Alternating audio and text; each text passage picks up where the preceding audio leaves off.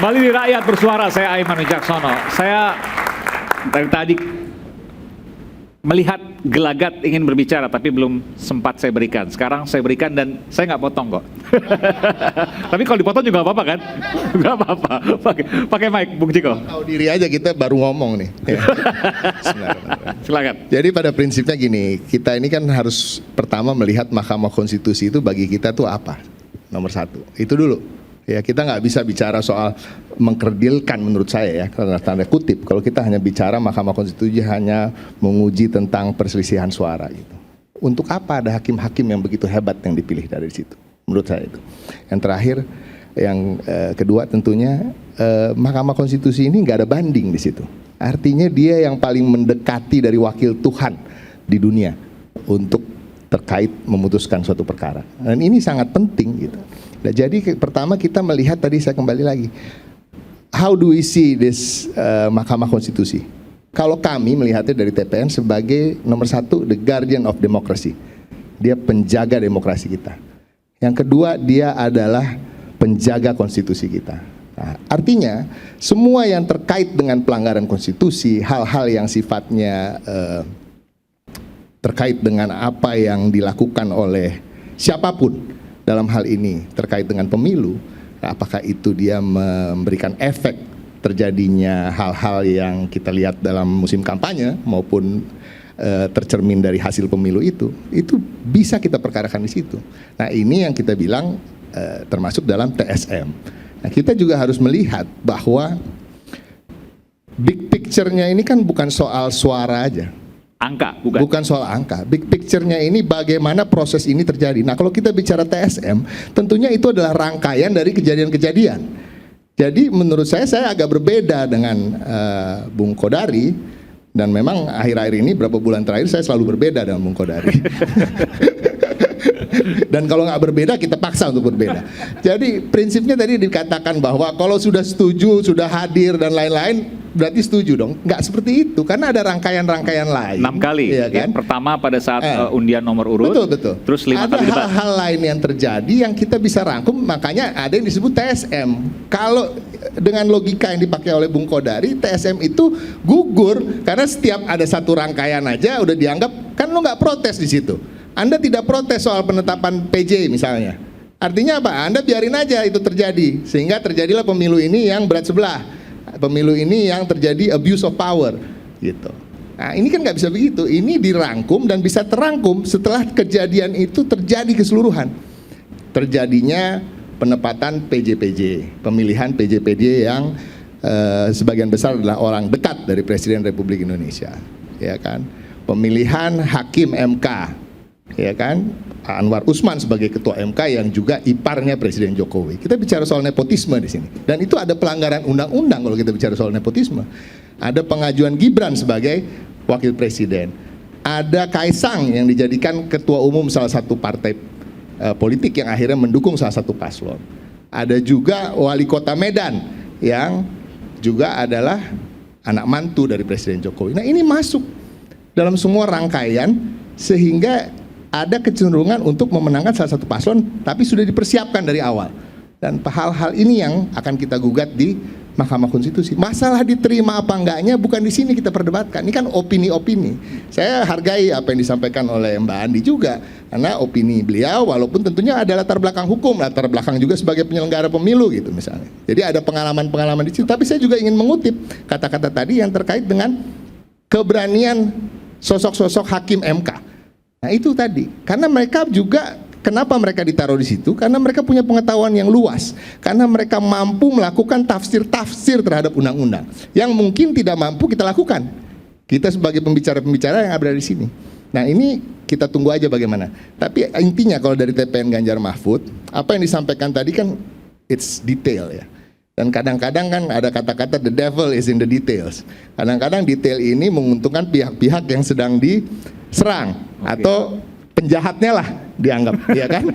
Tersangkanya lah gitu ya. Kadang-kadang bisa memenangkan orang-orang yang salah karena bisa dicari-cari celah untuk memenangkan soal itu. Tapi kita bicara soal terstruktur, sistematis dan masif. Nah, ini yang kita bawa kata-kata kuncinya yang saya kasih bocorannya lah. Mungkin Bung Kodari kan tadi bilang, soalnya saya nggak lihat nih gugatannya apa nih. Nah, nepotisme, abuse of power, dan pelanggaran-pelanggaran dilakukan oleh penyelenggara pemilu dari mulai pendaftaran calon presiden dan wakil presiden. Oke, Bung Kodari, ini nyatetnya detail nih. Saya ya. Abuse of power, Oke. pelanggaran penyelenggara pemilu, dan nepotisme. Itu 3. Tapi nggak mau go in detail, nggak mau. Bukan sini tempatnya. Bukan Itu sini kan- tempatnya. Oke. Dan Iya, tidak iya. perlu angka. Iya, iya. Dan tidak perlu angka. Betul. Sebetulnya begini, kita nanti diskusinya akan lebih menarik kalau sidang-sidang sudah berjalan. Di sini kan judulnya kan adu bukti ya. Adu bukti itu sebetulnya topik minggu depan kalau menurut saya sih. Iya kan? Kan kita melihat bukti-bukti yang Sekarang dimunculkan. bocoran bukti dulu. Sekarang bocoran bukti. baru sebetulnya dugaan gugatan atau adu gugatan sebetulnya pada hari ini. Itu pertama. Yang kedua begini, saya bukan orang yang berpraktek bukan pengacara MK ya. Jadi kalau hafal betul dengan semesta persoalan di MK, saya tidak sanggup. Tapi saya pakai ingatan saja. Istilah TSM itu kan dimunculkan, seingat saya pertama kali, nanti tolong dikoreksi ya Bang Ferry ya. Itu zamannya Pak Mahfud ketika mengadili kasus sengketa pilkada di Kota Waringin Barat. Jawa Timur malah ya, Jawa Timur. Tapi yang saya ingat ini sekarang mau ceritakan Kota Waringin Barat. Karena menurut saya yang mungkin salah satu kasus yang dianggap paling menggambarkan situasi TSM itu adalah Kota Waringin Barat. Nah waktu itu kemenangan Sugianto Sabran sebagai calon bupati Kota Waringin Barat itu dibatalkan karena ada praktek ya pelanggaran yang dianggap TSM. Nah, pelanggaran dalam pilkada yang saya ingat dan dianggap sebagai sesuatu yang bersifat langsung dan diterima oleh hakim konstitusi. Ini menarik pernyataan Bu Andi nih bahwa ada variasi antar hakim konstitusi dalam cara pandangnya. Itu karena ada dua peristiwa penting. Pertama adanya serangan fajar atau money politics. Yang kedua adanya intimidasi atau tekanan yang bersifat meluas dan menyeluruh. Nah, oleh sebab itu kemudian dibatalkan. Memang waktu itu menurut saya hakim konstitusi juga kebablasan. Karena apa? Karena membatalkan kemenangan Sugianto dan langsung menetapkan yang lawan satunya lagi sebagai pemenang. Ya, harusnya kan ada pemilihan ulang ya kalau memang dibatalkan kemenangannya. Dan itu menimbulkan krisis politik yang sangat berkepanjangan. Mungkin bupati yang ditetapkan sebagai pemenang itu baru bisa dilantik kalau tidak salah 3 tahun atau 4 tahun kemudian. Ini di eranya Pak SBY karena situasi politik yang sangat rumit. Artinya keputusan itu tidak bisa segera dieksekusi. Jadi kalau hemat saya ya, Pilpres ini pun juga saya nyambung aja dengan Bang Zuhad. Kalaupun mau diberlakukan adanya pelanggaran-pelanggaran yang bisa menyebabkan perubahan angka-angka atau hitungan-hitungan, maka dia harus berupa pelanggaran yang bersifat langsung, seperti katakanlah misalnya serangan fajar, kemudian intimidasi yang bersifat menyeluruh dan komprehensif alias TSM begitu. Sisanya Nah, harus saya sulit membayangkan bahwa praktek money politics yang sangat masif dan kemudian katakanlah tekanan juga yang bersifat masif itu bisa dibuktikan dalam masa sekarang ini. Walaupun sekarang ini bukan petitum yang diajukan ya. Kalau saya ada di tim ini saya akan mengajukan petitum yang seperti saya sampaikan ini, membatalkan kemenangan karena tidak sekali putaran. Katakanlah misalnya begitu. Nah, perolehan Prabowo Gibran itu 58%. Untuk dia batal sekali putaran, dia harus di bawah 50%. Artinya apa? Ya anggaplah dia harus turun 9 atau 10%. Dengan DPT, dengan suara sah sekitar 161 juta, maka 10% itu adalah 16 juta. 16 juta suara itu kalau kita bagi dengan satu TPS suara sah 250 orang ya, bukan 300 ya, itu kan maksimal ya, 250. Itu saya hitung-hitung 64.000 TPS. Jadi singkatnya untuk membatalkan kemenangan sekali putaran ini, sekali putaran loh ya, supaya ada putaran kedua. Dan kalau ada putaran kedua masih ada 02 di situ.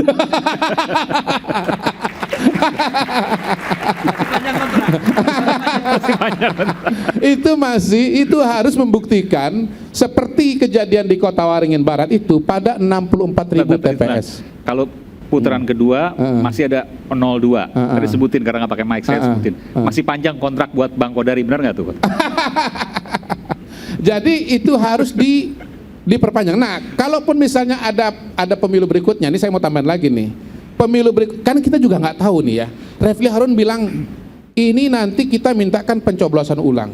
Tapi kalau kita pikir liar-liar, karena ini wakil Tuhan di muka bumi kan gitu. Dia bilang enak aja pencoblosan ulang, pemilu ulang dia. Semua dimulai dari awal. Maka saya bayangkan KPU mungkin perlu berapa? Setahun kali ya untuk melakukan persiapan. Dan rasa-rasanya itu tidak mungkin dilaksanakan dalam waktu dekat. Karena di depan sudah ada agenda besar yang namanya pilkada serentak. Dan KPU pada hari ini semua energi dan waktunya pasti konsentrasi untuk pemilu serentak. Yang tingkat kerumitannya tidak kalah luar biasa dibandingkan dengan pemilu nasional. Alhasil ya, kalau pilkadanya dilaksanakan bulan November dan katakanlah ada pemilu ulang, mungkin itu baru bisa dilaksanakan setahun di atas bulan November.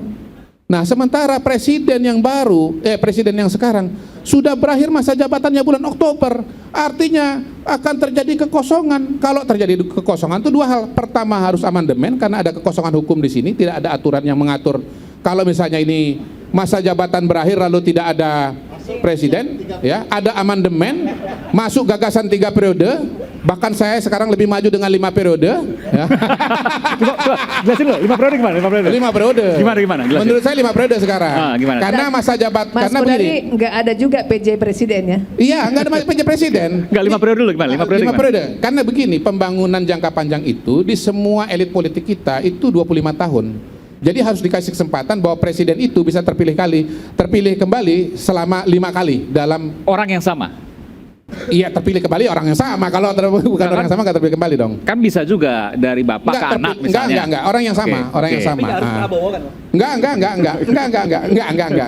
Enggak, ini saya nggak ngomong orang ya. Ini cuma bicara implikasi-implikasi yang bisa terjadi. Oke. Yang jelas, kalaupun misalnya ya nanti ada perpanjangan masa jabatan presiden, dari aspek hukum dan politik menurut saya yang paling mungkin untuk menjadi presiden berikutnya untuk perpanjangan itu namanya Joko Widodo. Anda siap nggak dengan itu? Itu pertanyaan saya. Makasih. Dulu mungkin banyak yang lupa, Bung Kodari. Jadi hati-hati dengan permintaan ini ya pemilu ulang itu ya, karena implikasinya panjang loh ke depan. Kita bukan pemilu ulang, Bang. Pemungutan suara ulang. Iya, Nah, itu kan permintaan Anda. Saya Iya. katakan tadi, begitu di Hakim Konstitusi di kepala dia lain lagi. Dia bikin enak aja pencoblosan ulang, pemilu ulang, tok gitu. Itu urusan hakim kalau itu. Tapi enggak, ini saya mau bicara dikit ya, Bang. Kalau seandainya pemungutan suara ulang dan mepet dengan pilkada, apa yang dibilang oleh Bung Kodari tadi bisa terjadi? Kalau pemungutan suara ulang itu kan skema waktunya masih memungkinkan dengan skema waktu putaran November kedua udah itu, November udah pencoblosan, Nah, kan artinya kita- pilkada kan persiapannya sebelumnya. Kan penjadwalan itu ada putaran kedua gitu. Nah, itu yang bisa digunakan untuk pemungutan Oke, suara ulang. Juni. Iya, relevan. Dan Oke. masuk akal gitu. Jadi nggak jauh-jauh Bung Jadi Kodari. kita nggak meminta 01 menang loh Bang dalam tuntutan dalam permohonan ini petitumnya. Kita meminta pemungutan suara ulang, bukan pemilu Seperti ulang. halnya putaran kedua. Ya mirip begitu. Kalau pemilu ulang nanti ada kampanye lagi, nanti ada panjang, Iya, enggak masuk akal. saya ini nggak bisa, menurut gini yang saya mau sampaikan adalah kita tidak bisa memastikan keputusan Hakim Konstitusi itu akan seperti apa. Itu kan harapan dan permintaan dari Mas Zuhad kan, diharapkan coblosannya kalau ada coblosan ulang itu bulan Juni. Tetapi kan di Hakim Konstitusi bisa aja pikiran yang berbeda gitu, sehingga kemudian misalnya ini nggak cukup coblosan ulang tapi pemilu ulang dan kemungkinan lainnya gitu. Walaupun saya yakin kemungkinan pencoblosan ulang pada bulan Juni itu rasanya tidak mungkin dan lebih tidak mungkin lagi tanpa ada 02 di situ. Kalau tetap ada, insya Allah 02 menang lagi, bahkan angkanya lebih tinggi, insya Allah. Kontrak makin panjang gitu. Sekarang saya langsung ke ahlinya aja deh. Ini kita bicara bukan andai-andai, tapi kemudian saya terpicu oleh apa yang disampaikan oleh Bung Kodari. Mungkinkah itu bisa terjadi? Jadi kalau seandainya ada pemungutan suara ulang, iya bisa di Juni, tapi bisa juga melewati November selepas pilkada. Bung Ya, Ferry.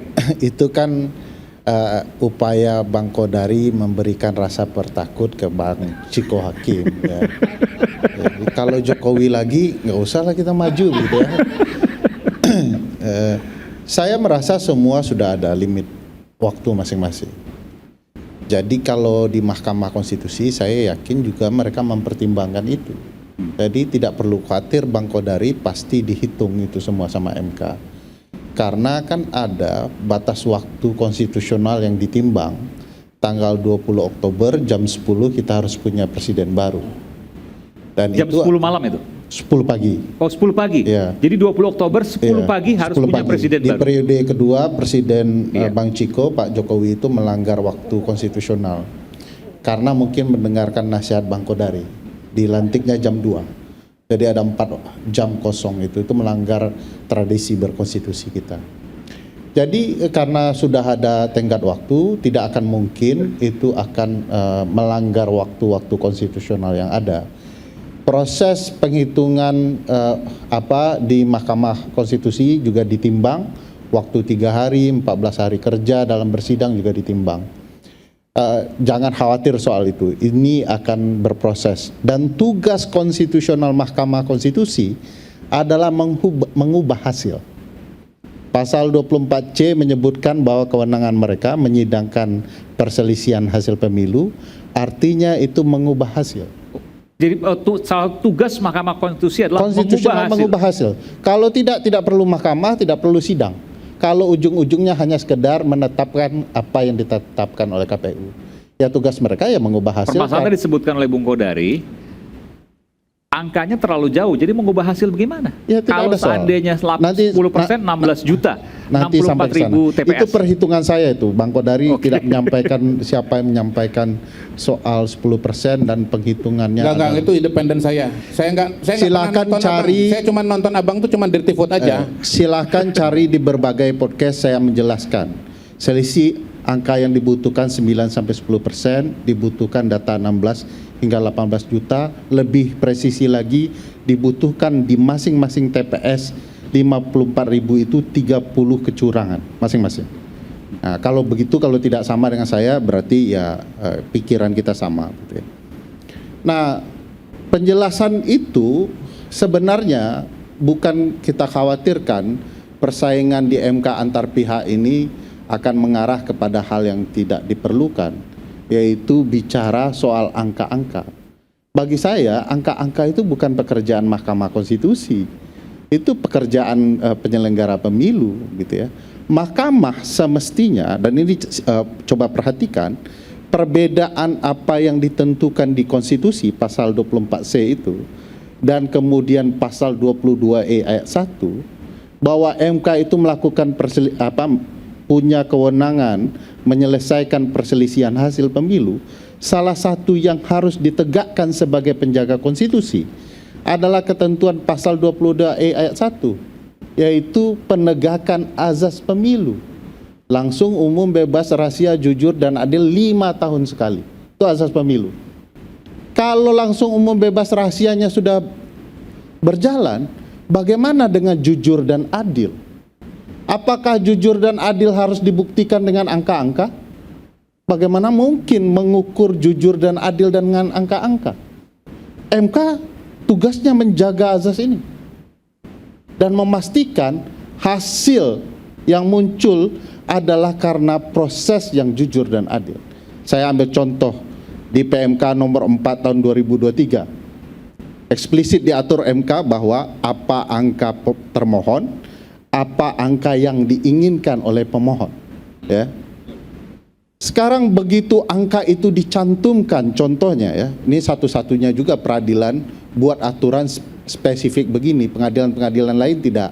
Sepanjang ada legal standing, posita, petitum, alasan-alasan permohonan dan permintaannya, udah selesai itu. MK mau spesifik, oke, kita ikutin MK itu. Ini angka termohon, ini angka pemohon. Kan akan ditanya oleh MK, dari mana angka ini dapat? Balik lagi ke proses itu, menceritakan. Jadi proses juga pasti akan dibahas di sidang MK, mau tidak mau. Iya. Jadi menurut saya, ketika, ini contoh sederhana Mas Aiman, kalau penyelenggaranya dinyatakan curang dan ditemukan alat bukti bahwa penyelenggara pemilu curang, sah nggak seluruh hasil ini? Saya tanya ke Mas Aiman. Ada angka. Iya, kalau bagi saya tidak sah, tapi saya nggak tahu pertimbangan dari Mahkamah Tanya deh Konstitusi. dengan hati nurani ke lubuk hati Bang Kodari yang tercabik-cabik hari ini ya. Tapi apakah kalau penyelenggaranya Iya. curang, Enggak, saya enggak tercabik-cabik, saya berbahagia. Oh, bahagia. Alhamdulillah. Karena Indonesia Vietnam atau apa? Karena Indonesia Vietnam atau apa? Dan hasil pemilu juga. Ketahuan nih preferensi. Jadi semua memahami konsep. Sebentar, Bung, saya mau Ya. tanya. Kalau seandainya tadi Anda katakan penyelenggara pemilunya curang misalnya, tapi kan ada suara yang kemudian tidak bisa serta-merta, oh ya berarti semuanya batal. Ya kan ini logika sederhana. Ya. Oke, bahwa itu bermasalah angkanya, tapi tidak bisa juga kemudian semuanya batal. Dan di mana harus dilakukan pemungutan ulang di seluruhnya? Misalnya, kalau kita bicara KPU RI, artinya harus seluruh Indonesia lakukan pemungutan ulang, begitu? Mahkamah Konstitusi pernah membatalkan proses dan mengulang. Contoh Jawa Timur itu 2 kali, ngulangnya 2 kali. Di pilkada. Di PKI, iya. Oke. Iya.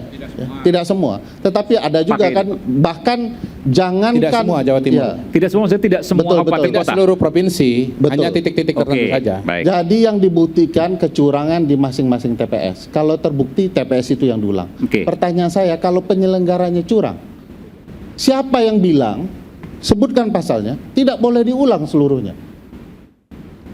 Siapa yang mengatakan, di undang-undang mana yang mengatakan bahwa mahkamah tidak boleh membahas prosedur TSM? Yang ada di Bang Ferry bisa undang-undang. kasih contoh nggak di mana penyelenggaranya dianggap curang, lalu kemudian akibat itu maka MK memerintahkan pencoblosan ulang total? Ya, ini saya Ada mau nggak? contohkan. Ini Nggak di sabar. pilkada presiden sebelumnya ada nggak?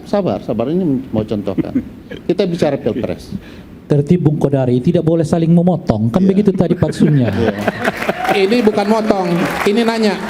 Tolong dibedakan motong dengan nanya. Kalau Nah. motong tuh berpendapat, ini nanya. Saya merasa ada dipotong cara tadi. motong itu dengan bertanya, ada cara motong itu dengan memberi opini yang lain. Tapi dua-duanya itu memotong orang yang sedang berbicara. Tapi berbeda dengan Bang Kodari, saya tidak tersinggung. Silahkan dipotong.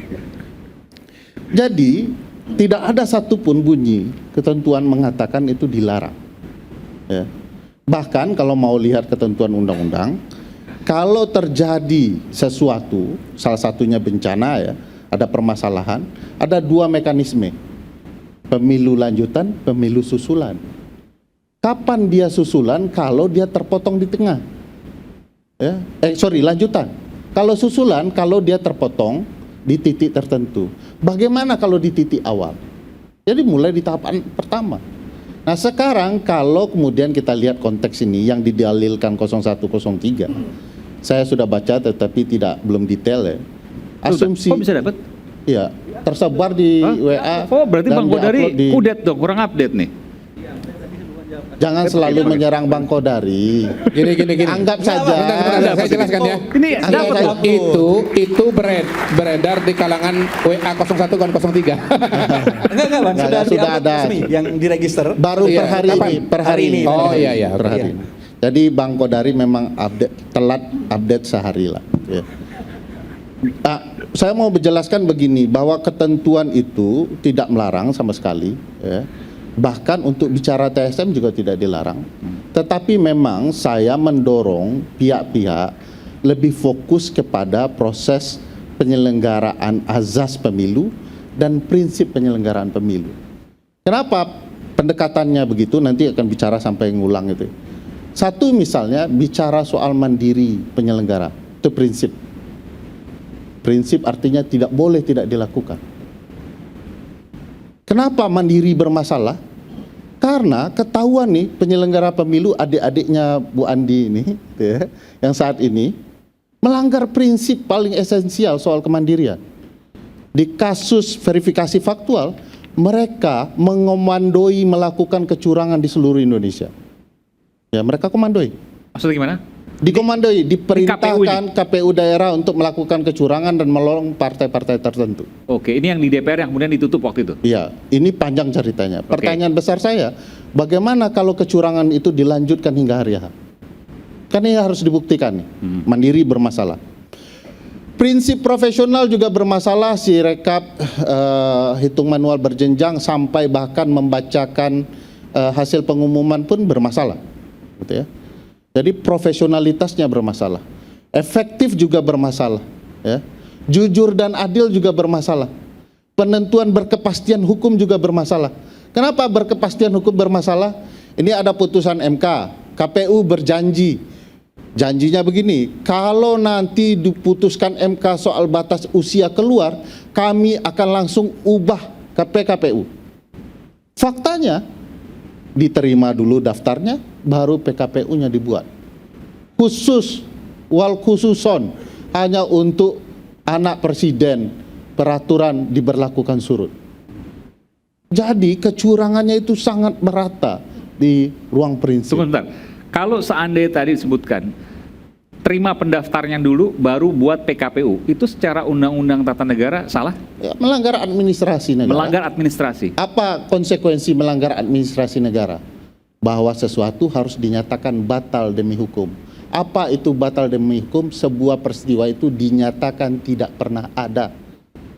Jadi pendaftaran Gibran itu dinyatakan tidak pernah ada.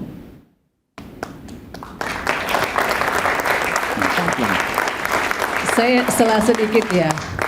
Jadi kalau itu mungkin istilahnya bisa disebut bermasalah di administrasinya ya. Tapi mohon maaf, putusan MK itu kan final and binding dan dia mengganti pasal dalam undang-undang. Nah, kedudukan undang-undang jauh lebih tinggi dibandingkan dengan PKPU, peraturan Persis. KPU. Lebih tinggi dari PKPU, lebih tinggi dari Iya, Perbawaslu, lebih artinya tinggi dari undang-undang. Karena KPU itu undang-undang. sudah melaksanakan berdasarkan undang-undang bahwa ada persoalan administrasi yang belum merubah PKPU-nya tidak berarti bahwa tidak sesuai undang-undang. Ya. Gitu. Oke, Jadi saya biar terima. itu sesuai dengan undang-undang. Oke, saya Ini jelaskan. masalah teknisnya barangkali ya. Saya juga paham persis bahwa itu masalah teknis yang KPU tidak lakukan. Tetapi saat itu juga kan sudah ke Bawaslu, sudah ke DKPP kan. Mbak, Ya, ditanya dikit, silakan itu tanya. keputusan MK itu ada nggak mewajibkan untuk mengubah undang-undang dulu atau mengubah PKP dulu, ada nggak? Enggak ada. Anunya. Nggak ada juga Apa untuk namanya? nggak ada kewajiban untuk memberlakukan pemilu tahun ini juga, Bang. Artinya diberlakukan pemilu tahun depan nggak boleh. kalau itu KPU nggak melanggar. Maksudnya gini, kita Ya. bandingkan dengan Pertanyaan Undang-Undang Cipta Abang Kerja itu- ya. Undang-Undang Cipta Gini, Kerja gini. itu kan mengamanatkan perubahan itu dikembalikan kepada Nggak DPR. Gini, Bang, putusan MK Judicial itu order itu bisa Iya, beda-beda. putusan MK Saya mau lanjutkan dulu karena beliau bantah sudah selesai kan. Pertama, satu, hukum administrasi itu tidak perlu menyatakan harus putusan MK. Undang-undangnya ada. Undang-undang administrasi pemerintahan. Tidak boleh melanggar melewati wewenang, mencampur andukan wewenang, sewenang-wenang. Kalau kemudian dia tidak melakukan wewenangnya ya salah. Apa konsekuensinya? Batal demi hukum. Nggak perlu pakai MK itu. Kenapa dia melanggar putusan MK? Kenapa dia tidak jalankan prosedurnya? Dan putusan MK menurut saya, karena sifat ini, karena kalau menyatakan MK di poin ini, teman-teman selalu bicara final and binding. Tapi harus diingat bahwa MK dengan final and bindingnya bisa mengabaikan tuh PKPU, undang-undang, soal TSM. MK bisa berdiri atas putusannya sendiri. Nah, itu juga harus dibicarakan bahwa di publik MK bisa mengoreksi proses penyelenggaraan pemilu hingga hasil bahwa yang diselamatkan MK adalah praktik penyelenggaraan pemilu agar betul-betul konstitusional. Kecuali kita ingin mengabaikan, sudahlah yang lewat-lewat, biarkan kecurangan ini, terima hasilnya. Kalau begitu pertanyaan besarnya, ngapain kita berpemilu? Kalau kemudian segala sesuatu yang melanggar hak-hak konstitusional kita diabaikan begitu saja. Tapi kok jangan khawatir Bang Ciko, Zuhad Aji, tanda-tanda kekhawatiran dari kubu Bang Kodari kelihatan kok. Dulu katakan buktikanlah ini tidak salah, ini harusnya di Bawaslu. Tetapi lawyer-lawyernya, lawyer top semua dikirim. Tanda-tanda permohonan 0103 ini memang berbahaya juga. Oke. Seberapa bahayanya? Kita akan kembali saat lagi di Rakyat Bersuara.